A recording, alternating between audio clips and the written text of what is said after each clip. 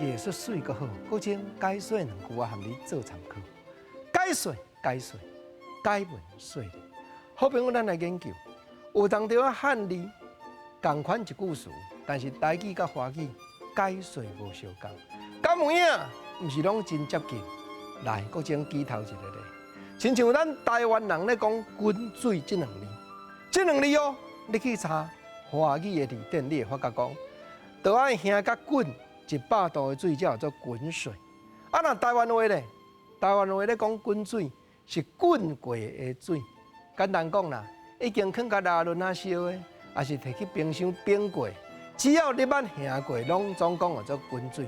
添一杯滚水来食咧，毋是叫你讲添100度的来呢，啥物人啉会到？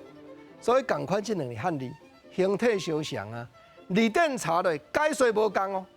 国情啊，当你吼调工咧徛工，调工去冰一两句啊，出来淡只咧点尔，无几落句。后壁第二句，我咱社会定定看到，动词甲名词应用无相共。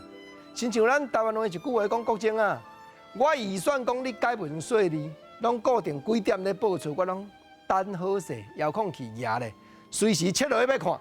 预算，但台湾话动词咧应用就是估计。毋过华语罕得咧用动词，拢干那名词，无毋对。共这两字华语预算，就是咧讲政府机关明年度要开偌济，爱先列表，会计师算出来，安尼叫做预算。台湾话预算是用作动词咧应用哦。后影呢，国情啊，你若讲安尼吼，佫毋是独一两个例尔咧。毋啦，国情啊，佫讲一个吼，应用了若有定档会产生误会。